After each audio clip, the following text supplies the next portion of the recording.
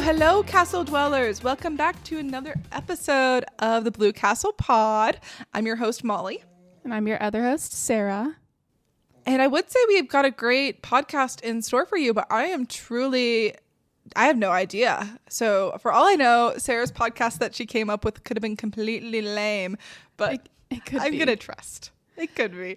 No, I think it's going to be great. This episode is the first in maybe an ongoing series, if it goes well, of episodes where we each surprise each other with the whole premise of the pod and the topic and whatever you want to surprise the other person with. So this episode, Sarah is completely surprising me, and I'm excited. It should be a good time. So yeah, Molly literally knows nothing about the whole theme of this episode. Or life in general. She's literally clueless. Nothing going on upstairs. So I haven't told her anything either. That was so rude. Well, I was just building off of what you said. Anyway, so this episode actually has two parts. Think of it as the dark side and the light side. Is that what it's called in Star Wars? The dark side and the good people? The Force has the dark side and the light. It's all about balance. I don't know. But that was the point. So my first thought with this episode was just the dark side. And I was like, oh, we got to lighten it up. It's going to be too sad. We're going to get too ranty. So the first part of this episode is I did a little searching on the Google, and I found some Reddit threads of unpopular Disney opinions. Oh, and I snagged some of those for us to react to read and then react to. Fun. And then the second half is similar, but it's the opposite. So it's magical moment Reddit thread submissions on the World Wide Web. So, and then we can read those and react to them. So this is a concept kind of based on some of my favorite, like, lighthearted, I don't know, fun podcasts that I like to listen to, where the listeners will, use Instagram or something like that to submit stories of a certain, there's some kind of prompt and people send something in, and then the podcasters react, or, the people on the show react and just chat about it. And it's fun and I like it. So I was like, why not make it Disney and do something similar? And we don't have any people on Instagram to solicit this information from. So Reddit was my friend in this. One day our many viewers will send us, I was going to say write to us, but I guess no one does that either. They will send us letter in cursive through the UPS mail. That sounds stupid. But anyway, when you first said the darkness versus the light, like the 2-part episode, I thought you were saying that you're going to come up with an episode and you are the darkness. And then I'm going to come up with the episode and I'm the light. And I was in full agreement with that. But I like your spin on it. Well, thank you. I mean, I'm willing to play, what's the like Darth something. And you can be a Jedi. You're a Jedi. I'm a Sith. I'm a Jedi Master and you are a Dark Lord of the Sith. You're like Darth Maul, the one who has the double-sided lightsaber. Actually, that's way too cool for you. You're more like, you're not a Dark Lord. No, I'm really not. They're all too cool. I'm like they're cool and edgy. No, I'm like random. I'm like Anakin's mom. I'm just like random. I think I get murdered. She was single, so that works too. Was she? Well, she had him somehow. She was like, oh, was yeah, that was like, the whole thing. She was like, it was like an immaculate conception because the midichlorians or whatever they're called. Wow, I need to rewatch those movies. I definitely don't remember that part. I think I was too young when I watched it to like fully grasp that concept. At the time, that's what made like the hardcore Star Wars fans revolt against the prequels. They thought that the midichlorians, or however you say it, that like impregnated Anakin's mom, they thought that was the most stupid thing ever, and it was not. They weren't wrong. That's very strange. It is strange, but there are high notes on the prequels. I like the prequels. They were popular when I was young. They were fun. Yeah, I was gonna say they're nostalgic for us because you and Sam really were the ones who liked them. But I think it's funny too, because we're talking about this, and normally I'd be like, we need to stop talking about this. Or back in the day I would have, back when we were listening to it, because it wasn't Disney at the time. And now Star Wars is under the Disney umbrella, so it's relevant. Anyway, fun fact. Okay, do you want to jump into these unpopular Disney opinions? Sure. So we're going to start with the darkness and head to the light afterwards. Yes, exactly. I love that arc. Yeah, and I think we can just basically say whatever we want about each of these and move on, or we can say 1000% agree, or you're the worst, etc., etc. And I sent Molly this list just now, so she should have it open, ready to go. And I'll kick us off with the first one. I have not opened it yet. I didn't know I had permission to, but here we go. Okay, it's open. So the first one, it says, Hollywood Studios is awful. Don't get me wrong, I love the Star Wars and Toy Story areas, but the layout dead ends in a few places, and there are not enough high-capacity rides to eat the crowds, especially with the animation courtyard behind a dead zone at the moment. It's the most stressful park for me. In my opinion, Disney should have spent the Star Cruiser money on Hollywood Studios. Wow, that's kind of brutal. I'm aghast. I'm naturally dramatic, so take my opinions and their intensity with Molly. That's the whole point. Drama. Everyone loves the drama. I know. I'm just saying, like, my opinion is what it is, but take the intensity with a grain of salt because I'm a drama queen.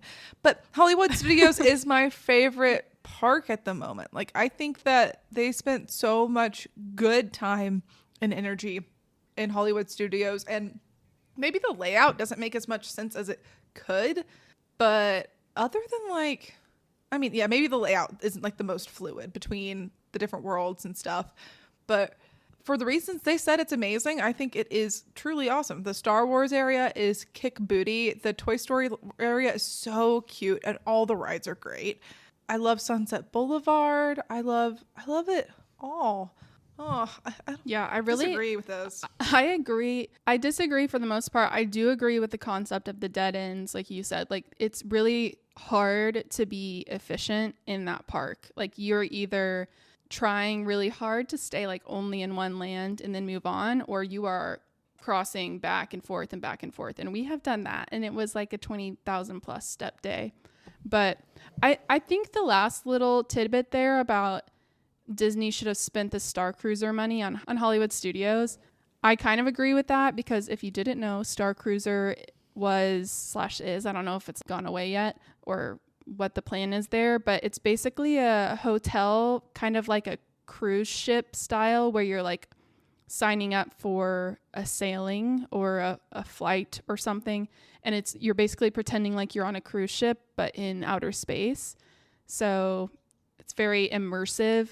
And it was apparently a very expensive investment by Disney, but not a very like good return on their investment, and it's extremely expensive for the people, us trying to, like, I would never spend as much money as it costs to go.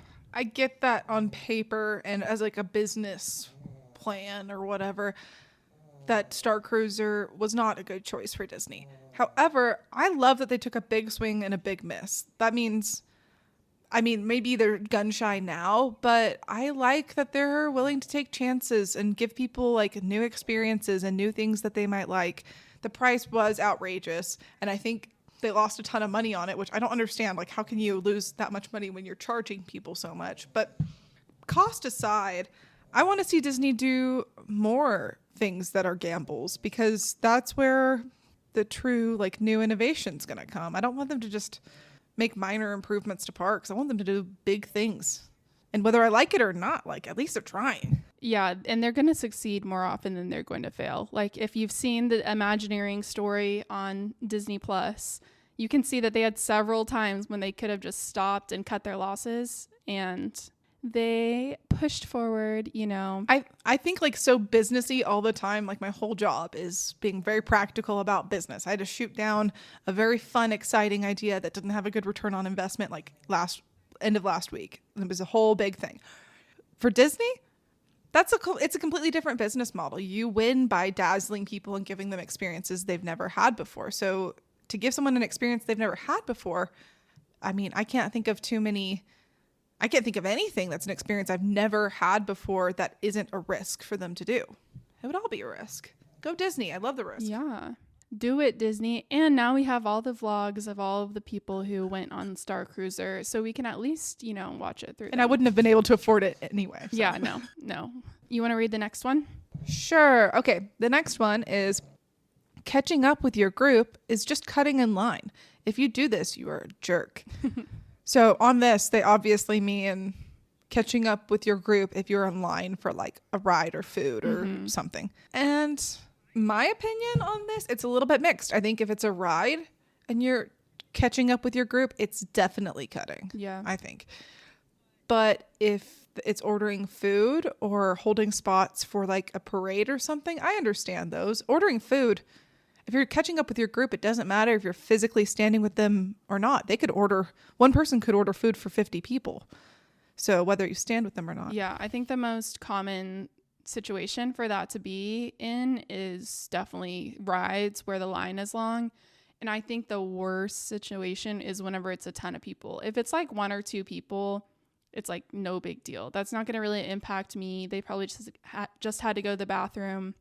But if it's like 5+ people where it was clear that it was like a strategic choice for them to go get in line, hold it, and while those people went and had fun, and then they tried to jump back and like that's the one I'm like, nope, that's just not that cool. Rarely works though, because the lines are so themed. It's not like you're just 9 times out of 10 you're not going to be just standing outside where someone can easily find the person waiting for their group and just join them.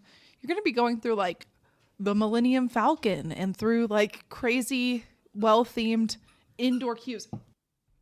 And cast members should not allow cutting like that. That should be against the rules unless someone needs to go to the bathroom and the line's crazy long. I have heard cast members will like make allowances for people if they say before they get out of the line, they say, "Hey, I have to really go to the bathroom. I've been in line for an hour." Yeah, it's like a little heads up. I agree. I think that I have been there when people just had the audacity to be like plowing through.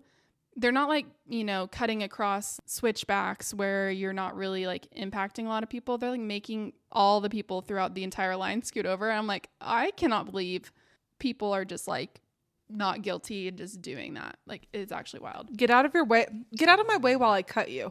Yeah. Yeah. That's wild. Especially whenever they're like, excuse me. It's like, excuse you actually. Okay. But you can already tell by our attitudes that this is why I had to balance this episode with the light at the end of it, because we're just getting fired up. Sorry, one more thing about the catching up with your group, cutting in line. I would be mad. I would be annoyed, especially if I could see the person in front of me. Like if they cut and then they were the person in front of me, that would annoy me so much. But would I say anything? No, probably not. Yeah. Because the odds of that like actually getting me the result I want are so low. And even if the result I want does happen, it would make a scene. And I'd feel bad because this whole party would end up leaving the line. Or worst case scenario, they get really mad and start a fight that I don't want to be in. I don't want to be kicked out of Disney. And then they punch you and then you have to go to the hospital. Oh my gosh. I'm not talking, no. I don't think it'd be a physical fight. No, it would be like fists, Molly. I just don't want to get kicked out. I paid enough to be there. I got PTO on the calendar. I've been looking forward to it. I'm not getting kicked out. It's not worth it. Fair. All right, next one. Living with the Land isn't the best ride at Disney World. It's the best ride at any Disney park. Wow. For napping in.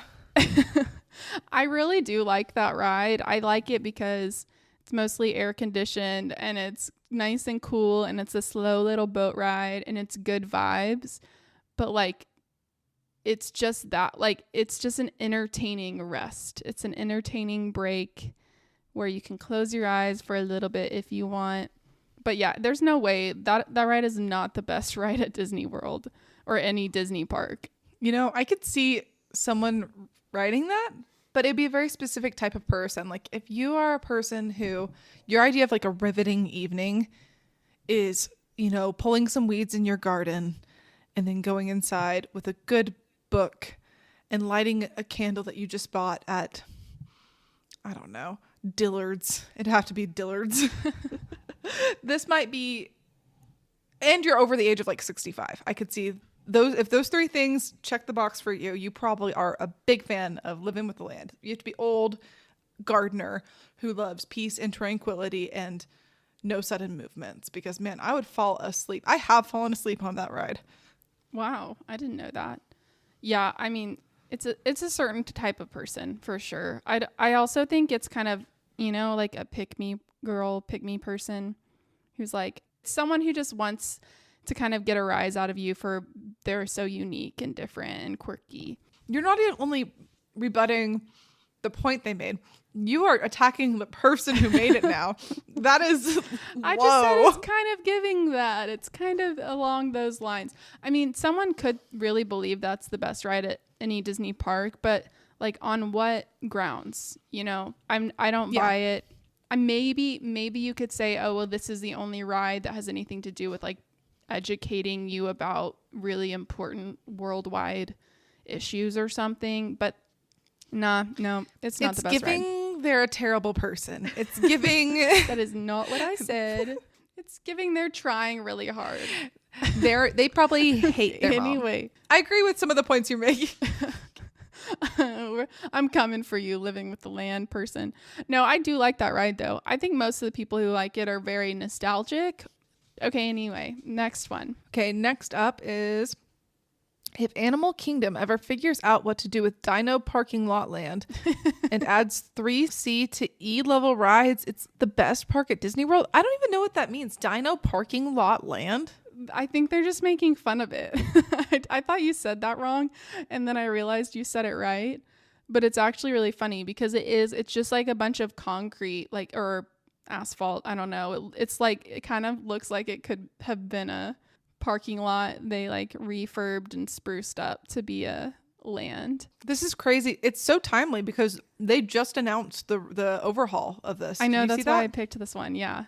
Well, we talked about it previously. I agree with this person's opinion. Yeah. I think the other thing on here, they said adds, so it's they want to add 3C and E level rides. They're saying they want to add 3 rides that are C to E level. And in the old Disneyland days, they had A, B, C, D, and E level rides. And E was like the most intense, exciting, coveted rides. And A was the little kiddie easy rides, I think. So they're saying add 3 pretty good rides. A medium high, and a super high awesome ride. I feel like you could say this about any park.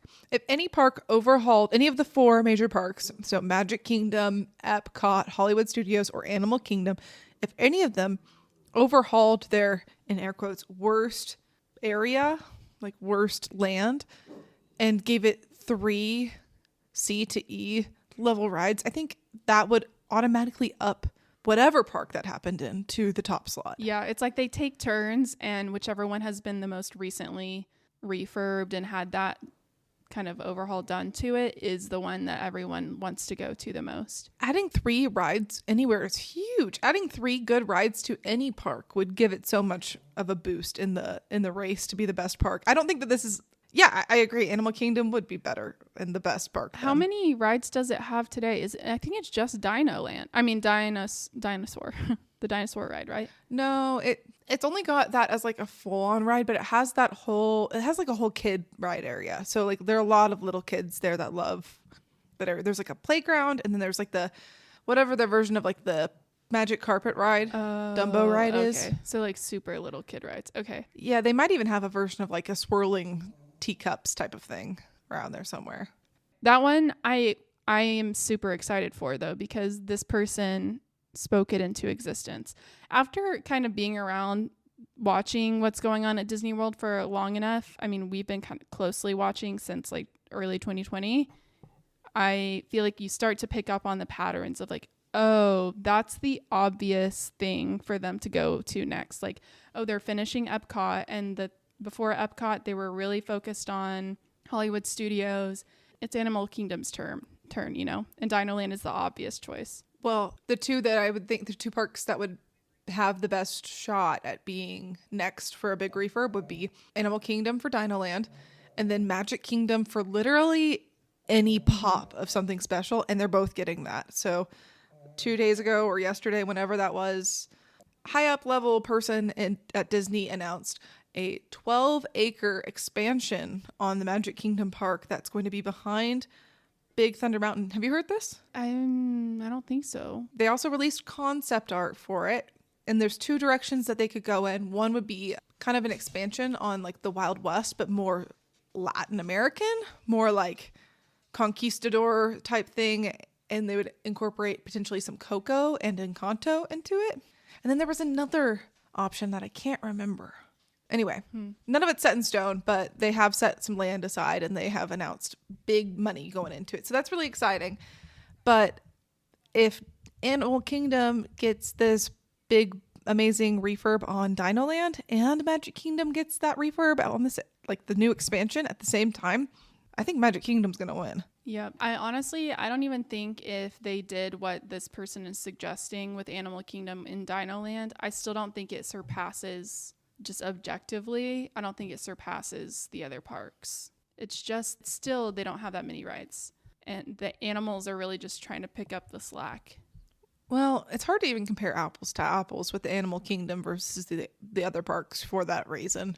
It's more true. It's definitely a theme park. It has great rides. It has a lot of fun stuff going for it. But just like, if you're only looking at rides, yeah, Animal Kingdom kind of sucks. It's the animals and the character that those actually having the animals there gives the park, that gives it its unique edge. True. I really like Animal Kingdom. Okay, next one, Molly. Your turn. It's your turn. Or the Animal Kingdom. Oh, yeah, one. you did. Okay, sorry. We could go to Walt Disney World for 2 weeks and never go to Magic Kingdom. We wouldn't miss it at all. It's great for kids, but for 2 adults, it's barely a half-day park if we go at all. They're Magic Kingdom haters. That's actually painful. I mean, I strongly disagree, but it's just because Magic Kingdom is like, the castle is stunning. She's gorgeous. And then the parades are unmatched. They don't have parades nearly that caliber in any other park. And the nighttime, the fireworks. So even if you hate all the rides, which there are plenty of really good rides, and even if you hate all the food, and there's lots of good food, like, and just the vibes, I don't get it. I disagree with them in some ways. I don't disagree that Magic Kingdom is the worst park for just adults right now. If you're going on an adults only trip and you're going to 3 parks and one's gotta fall off the list, unless you're going with someone who's never been and seen the castle, I would say don't go to Magic Kingdom if you're only going to 3 parks. But if you're gonna be there for 2 weeks, that's just rude to beautiful Magic Kingdom to say that. It's also painful, like being around Magic Kingdom, and I guess you can avoid the Magic Kingdom area, but like if I'm there for 2 weeks, I'm definitely resort hopping in the Magic Kingdom area around the monorail loop, and like I'm going to Polynesian, and obviously we like doing that based on our previous episodes. And then never going in, I can't get with it. All right. Okay, so I feel more strongly against this person than I did about the last one, where you said the person was being like very pick me or whatever. This person, pick me. There's no way you're a Disney fan.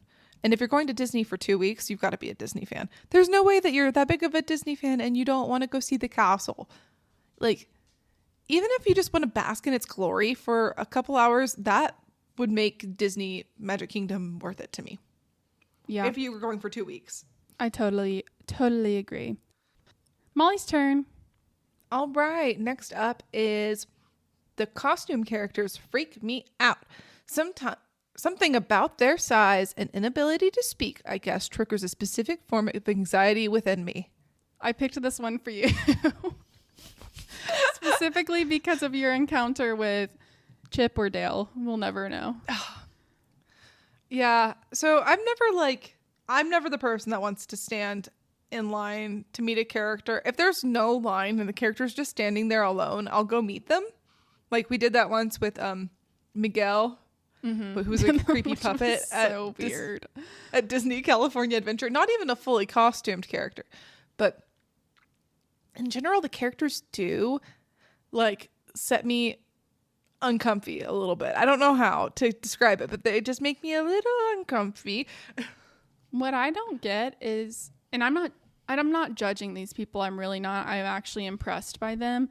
But when like adults aren't pretending for kids or aren't like playing into it for kids, and they're just full on going up and meeting these characters, like, and talking to them, like, I don't know. Yeah, I don't know who all's listening to this, so I don't want to spoil the magic for anyone.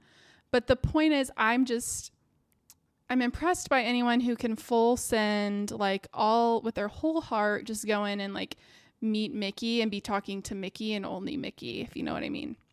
But I don't think they give me anxiety, really, because I'm just chatting with a person, you know? I'm more grossed out. I don't want to touch their costume. Like, some of them want to hug or whatever, and I just think, how do they wash that thing? Like, if I touch it, how many people have touched it? Same reason I could never be a mascot. Just kind of icks me out a little bit, but it's fun. It's fun for everyone. It creates a great vibe. Like, imagine a Magic Kingdom parade with no Mickey Mouse characters. You know, like, won't do it. I refuse to imagine it. I love them from a distance. That's all. Yeah, that's my favorite, is watching them from a distance. Actually, no, my new favorite is the resort casual character interactions like we've had, where I wasn't trying for it. It just kind of happened. And then it was over before I even had time to think about it. That was my favorite. But second favorite and the most common is just kind of watching it happen from afar. I feel like that's probably the character's favorite thing too, because the conversation's probably a little more natural. I say conversation as if they can talk at all, but they're very good at communicating with zero words. Yeah. But when you just stumble across someone, there's no expectation. No one's upset because they've been waiting in line for forever. It's just so natural and, like, magical. What a sleigh.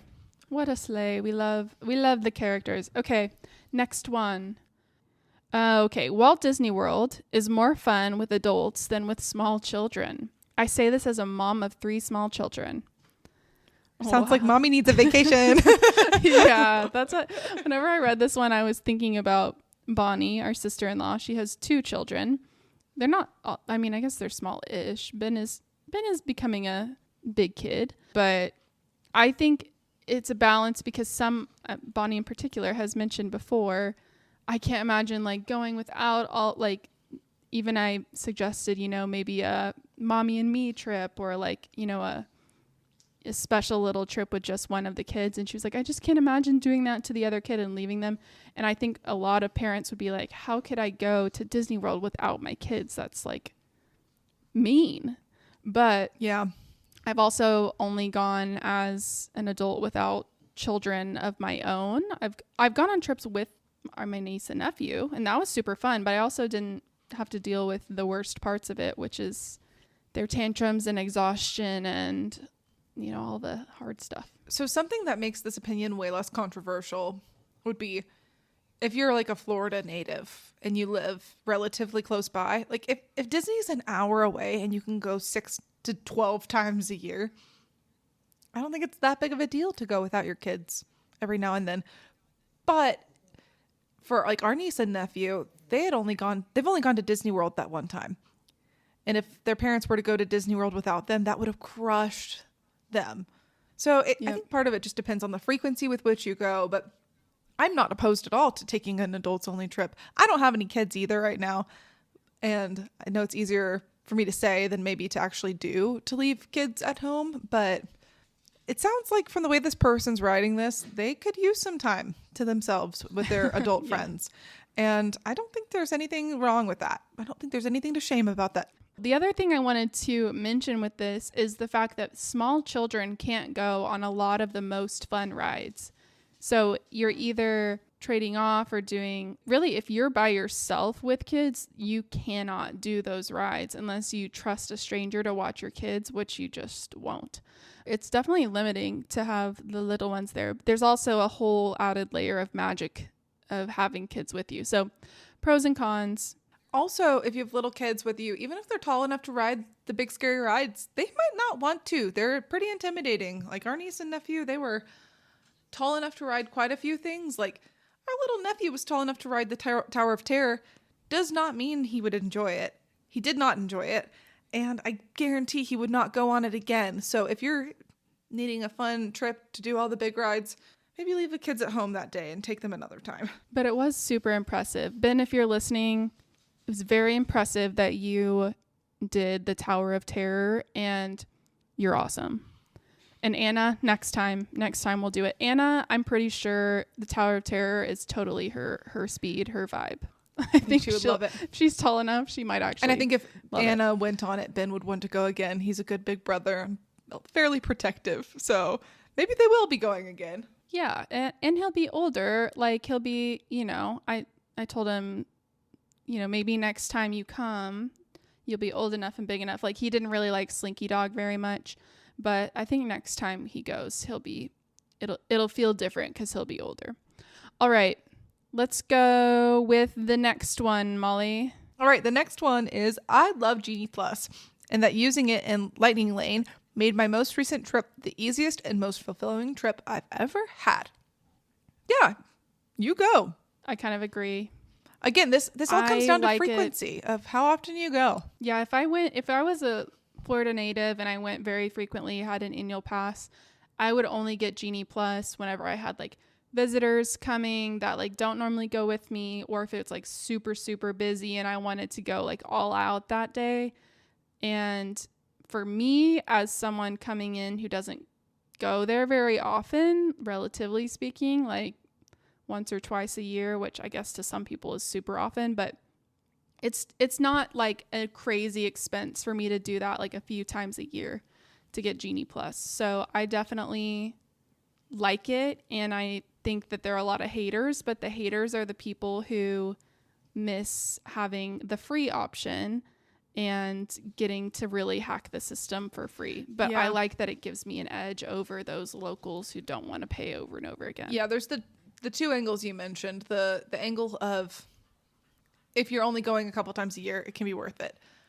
I would say if you're only going 1 or 2 times a year, it is a waste of money to not get it. Because if you're spending, say you spend 10 minutes in line with a Lightning Lane versus 40 minutes in line on average without it, and you go on 10 rides, 10 times 30-minute difference. That could be 5 hours extra that you're getting to do whatever you want in the parks. For an extra, what is it for a Genie Plus? Like $30 on the high end now? Yeah, I think so. Which is actually wild because it started out like lower teens. But yeah, it's definitely been. I mean, if it gets outrageous where it's like $50 per person a day, like then I'm gonna reassess. But right now, it's worth it to me because you're basically, by making it an expense now, you're making it more special for the few people, the smaller number of people that are buying it. And that just gives you an edge if you're willing to pay for it. And you want that edge whenever you're not going to be there that frequently. You want to make it special. If anything, I would encourage Disney to cap the maximum number of people who can get Genie Plus at a reasonable number. Because there have been times when the Genie Plus line was really long. And it is frustrating when you're standing in line in a really long line that should be shorter. Not everyone should be able to get it. Everyone should have an equal shot at getting it, but it's frustrating when you pay that money and you can't get the Disney Genie Plus advantage, or you feel like you're not really getting the advantage. I think most of the time when that happens, it's because that particular ride has been down for a good chunk of the day. So the people who had Lightning Lanes for it earlier in the day, it's kind of stacking up. And that means that's like another, I guess, negative or complaint. The dark side of Disney is whenever their rides go down. And if you've ever been to a park on a day when just it seems like all of the good rides are down, the park feels insanely busy and full because, like the person previously, how they said it was, those rides they're not eating up as many people, or they're not, taking, like, those queues are absorbing a lot of the people in the park. So whenever something like that goes wrong, it's a major ripple effect on the rest of the park. And it hurts the Lightning Lane people as well because their benefit is really just gone at that point for that particular ride. But bummer when that happens. And then the individual Lightning Lane thing, it can be worthwhile, especially on rides where, like, maybe you really wanted to ride Tron at Magic Kingdom, or the Guardians of the Galaxy Cosmic Rewind ride at Epcot and you didn't get a boarding pass, you didn't get like in a boarding group, yeah, I can see the Lightning Lane totally being worth it. You don't want to go all the way there and not get to ride the ride that you want to ride. But for ones that are just like popular but don't require you to get in a boarding group, just rope drop it. Rope drop is its own Lightning Lane and it's free. Yep. Agree. All right. Next one, Molly. Or wait, is it me? It's me. All right. Moana and its songs are substantially better than Frozen. This one is not parks related, but it was spicy, and so I had to include it. I don't agree because I think Frozen songs are amazing, but I see where they're coming from. Lin-Manuel Miranda was the main writer for Moana, and Frozen is like, I don't remember their names, but it's a couple. Very different vibe, I think. Frozen beats Moana to me. I hadn't really thought about it head to head like that until now, but this is going to sound bad. I'm not a Dwayne "The Rock" Johnson fan. He's so arrogant, and yes, he's perfect for Maui, but like, I don't want to hear him sing. And Lin-Manuel Miranda does backup vocals on enough things in Moana to make me, it takes me out of the movie when I hear his voice. I'm like, ugh, it's like jolting. I agree. I rewatched that movie recently and I was like, why did they let him be in it? Like, it should be, they were trying so hard to be like authentic to the Polynesian islands by making sure like the voice of Moana was of Polynesian descent, and she is.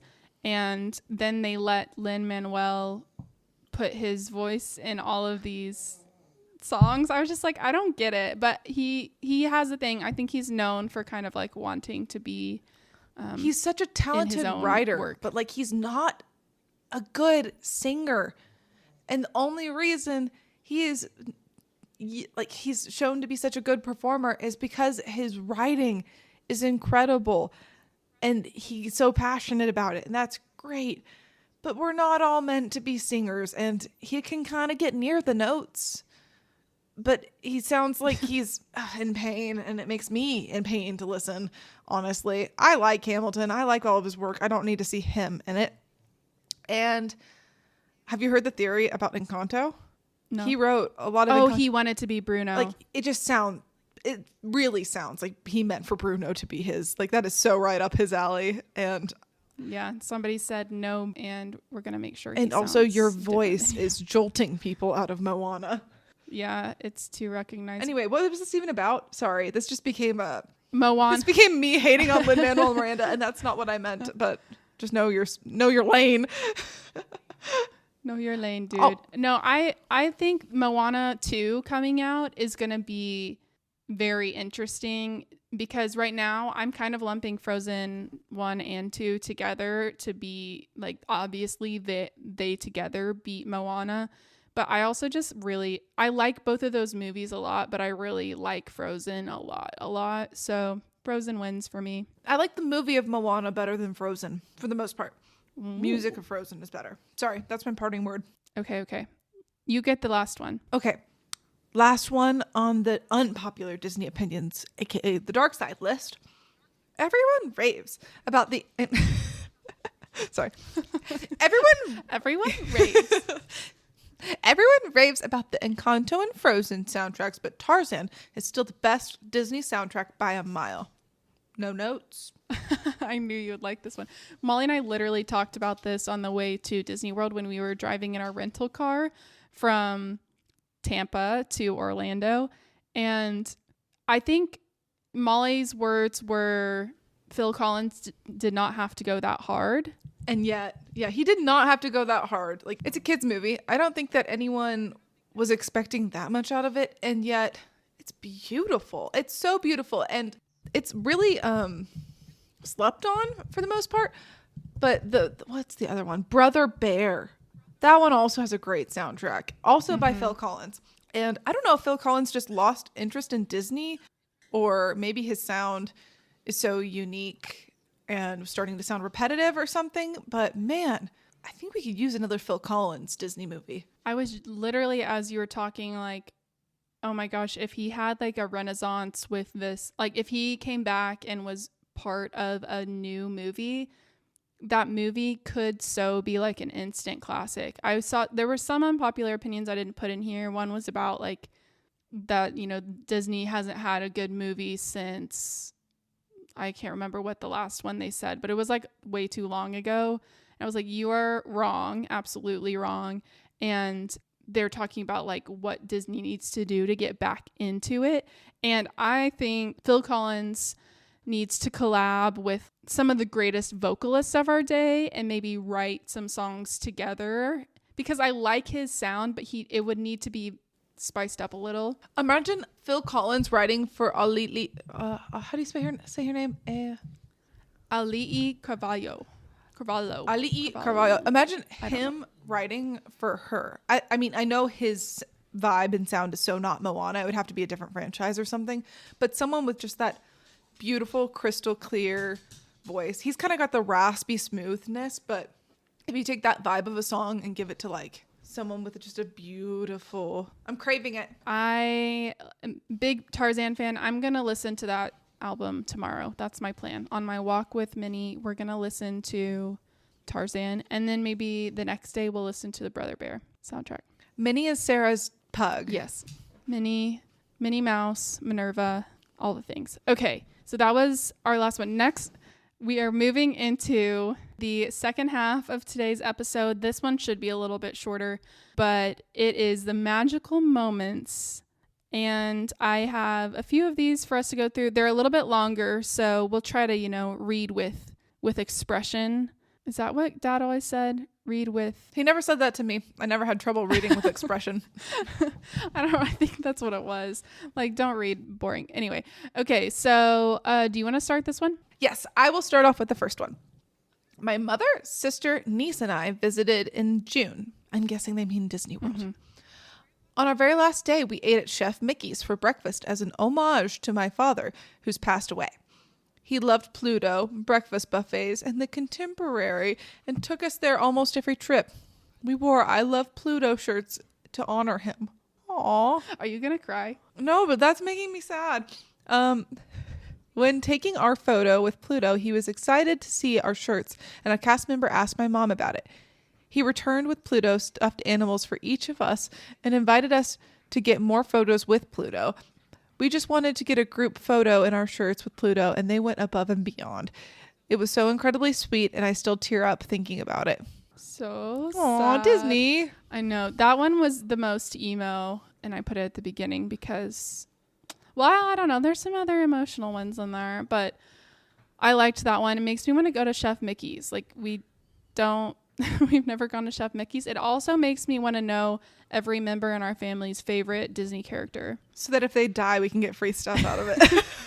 Well, I didn't say that, but it's not about the free stuff. It's more about like that. I feel like that should just be something, like we know our family members like favorite colors and like foods they like, but do we know their favorite Disney character? We should make sure that we get that information the next time we have a family gathering. You love Elsa, and you love the little guy from Frozen. What's his little name? Oh, Bruni. Yeah, he's awesome. I don't know though. Like, I really like Daisy. As far as like meet and greets, Donald and Daisy have been like the most fun to me personally, and Daisy has killed it every time. She's just so funny. So she's been my favorite character to meet for sure. I feel like that's a different category almost than yeah, that's true. Like movie character. Cool. Because I don't even know what she's like in movies or whatever. Okay, next one. I was at a parade in Magic Kingdom pre-pandemic 4 or 5 years ago and noticed a little girl dancing but not focusing on watching the parade. After a few minutes, I noticed her dad keep guiding her to face the parade. At nearly the end of the parade, the Minnie Mouse character came directly over to her and knelt down. Her dad guided her hand to Minnie's nose and up to her eyelashes, and as she got to her bow, her mother said to her, "Feel like Mickey, but different." The little girl jumped with excitement and said, "Minnie!" The character gave her a hug, and it was then I realized The little girl was blind, and though she could hear the music and excitement, she couldn't see the characters. It brought a tear to my eye right there. One of the cast members knew what to look for and noticed her disability and made that parade a moment she will probably never forget. I mean, maybe I'm judgy, but I'm like, you really couldn't tell that she was blind when she was feeling her face, and the mom says feel like Mickey, but different. I think probably witnessing it firsthand was less obvious than the way the person wrote this story.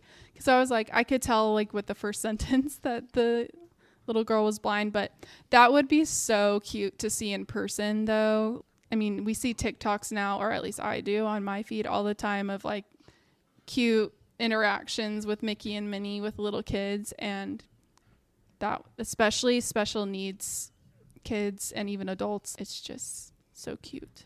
I never thought about it before, but if you were blind or deaf, or you had a blind or deaf child, you would rely on magical moments a little bit to incorporate that magic. I guess that would just make it go above and beyond, because they just have one less sense. And Disney in particular is so visual. Yeah. It would be sad to experience Disney without any sound, but without any sight, like, that'd be so hard. I don't know. Actually, it's all hard. The music's beautiful. Anyway, the point is, shout out to that cast member for seeing that little girl was vibing in her own way with the parade and trying to bring it to her level in a way that she could experience and remember and cherish. That's so sweet. Yeah, very sweet. All right, Molly's next. All right. When I was 4, my family road trip to Disney World. It was a long trip, but we made it from Texas to Orlando. When we got there, my dad felt funny and turned out he had a stomach bug. He gets over it in a day or so, but turns out he gave it to a 4-year-old me. And after some traumatic events, ... at the Magic Kingdom, my parents had to buy me new clothes and take me back to the hotel. Poor baby. My mom asked the concierge a question when we got back, and in passing mentioned the incident. Fast forward to the evening, room service knocked on the door, and they had baked our family a cake themed to 101 Dalmatians. With it came 3 ceramic Dalmatian figurines my parents still have, and a note from Mickey Mouse himself saying how sorry he was that I wasn't feeling well. Had my name and everything. Absolutely magical. Something we will never forget. Even at about 27-ish years later. We still have the note in a scrapbook of that trip. That's awesome. Precious. I don't think they do that anymore. They don't give away free desserts anymore at all. So I would highly doubt Especially not to people with stomach bugs who are about to not keep it down. Yeah, but super cute. It is cute. And the other thing that I liked about this story is the 101 Dalmatians, because that must have been the cool new thing at the time. They would not give you 101 Dalmatians themed cake or figurines, but she or he, I guess, said that it was about 27 years ago. And Molly and I were just at All-Star Movies. 101 Dalmatians is older than 27 years ago, but they may have been staying at All-Star Movies. Maybe, I don't know, but I guess the point is that that's an old movie, and it shows the age of that story, which is kind of nostalgic. But I thought it was funny, the blowout situation, most likely. That's pretty painful, and I pray that never happens to me at Disney World or ever. I wish I had a picture of the cake that they baked. I love baking and I love looking at desserts. Sarah knows this. I mean, if we go to any food court or whatever, any Disney property, like any hotel, I'm going straight to the bakery at some point to just look at what little treats they have, whether it's a quick service or whatever. I'm going to go see what special little sweet treats they have. Yeah, it is a hobby of Molly's. I don't care about it as much unless I'm actually looking to get something, but she wants to look regardless. But to each their own. Okay, next one. Ooh, another nostalgic one. This happened in the early 90s, but it still leaves a mark on my family to this day. We were staying at the Grand Floridian back when it was affordable for more families to stay there, LOL. My twin brother was going through cancer treatment, and on that particular trip, he was feeling pretty crummy because of one of the side effects. I don't quite remember how, but the cast members caught wind of how my brother was feeling, and my family was invited to the concierge floor, what I assume is club level now. They gave me, my twin, and my older brother giant chocolate chip cookies and refreshments for my parents and allowed us to hang out there however long we wanted. A fairly simple gesture, but like I said, it made a lasting impact on my family. It made us feel so special. My twin brother passed away a year or two later, but this is probably what cemented the gold standard status of the Grand Floridian in my family's mind. To this day, we still make the joke of, it's no Grand Floridian, when we visit other hotels. And it probably all started with a caring cast member. That's so sweet. It's so sad that the brother passed away. Oh, that'd be so hard to lose a sibling, especially a twin. Very Wow. sad. But this one seems more doable even today, where I don't know if anyone's going to make you a special cake just because you pooped yourself, but they could just let you get into an area you're not supposed to have access to.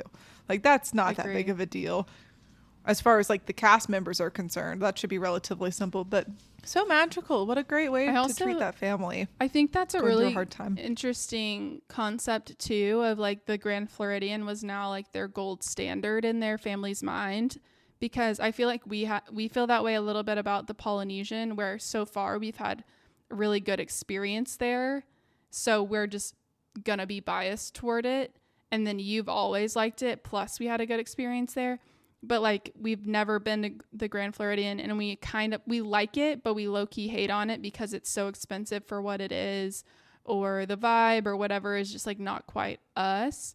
But that's just because we haven't had like one of those types of magical experiences there that make us just attached to it. I feel like everyone kind of eventually gets attached to specific resorts. I'm very curious too, when they said in the beginning, back when it was affordable for more families to stay there, I'm curious how much it used to cost per night, and like with inflation, how that's affected things, and with Disneyflation, how that's affected things even more. Yeah, I'd be very curious. All right, Molly, last one.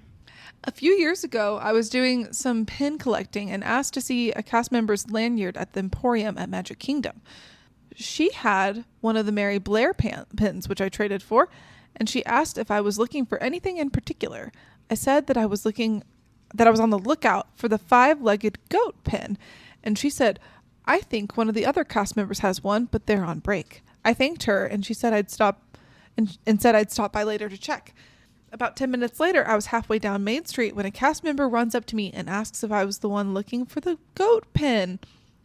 Now, this was just a silly pin trade, but I had just casually mentioned this one pin, and that cast member not only went to find their friend, but they gave them a description of me and sought me out as if it was the most urgent thing in the world at that moment. They didn't need to do that, but they did, and that made my day, and I still remember it as a cast member going above and beyond just to be magical. Wow. I loved this one. These are so heartwarming. Because it's all about pins. No, I do think that would be really fun. I liked the angle on this one of being the cast member, because I think it's pretty rare for them to like someone stay with a particular pin trade. Like, oh, I've been looking to complete this set, and they can actually like make that happen. So I can totally see from a cast member's perspective being like, I have to find that person to help complete their set of this particular collectible situation. But I think that would be really cool to be just found by someone and magically get the pin you were looking for. I want to see what the goat pin is. Do you know what that's based on? Mm-mm. The 5-legged goat? No. Oh, I thought you would know this. So the 5-legged goat is the most famous part of that mural in the Contemporary by Mary Blair that goes like all the way from like the ground floor all the way up through the like center atrium. It's huge. Oh. And Mary Blair is a very famous Disney artist. She designed like all of the Small World ride and has a lot of art just throughout. It's very kind of whimsical and cool. Anyway, there's a section of this big mural at the Contemporary Hotel that has some goats, and one of the goats has 5 legs. And people found that years ago, and it kind of became like a fan favorite, the 5-legged goat. And when asked about it, Mary Blair said, I'm probably butchering this, but she said something about like, none of us are perfect, not even goats. Yeah. So why not have a 5 legs? I just looked it up. It said to remind people that nothing man-made is perfect. I like it. Cool. Yeah. So that's kind of a famous thing. Now I want the goat pin. I want all the Mary Blair pins now. I'll have to look them up so I can be on the lookout for them in the parks. I mean, chances are slim, but you never know. Now I know what to look for. All right. Alrighty. That is gonna wrap up today's episode. I think that was fun. I would definitely do that again, and I think it'd be even more fun if we can get submissions from our listeners, which means we have to get more listeners. So if you are a listener, feel free to tell your friends if you happen to be listening. I think that's going to wrap it up for today, and we'll see you next time. See you later, Castle Dwellers. Bye. Bye.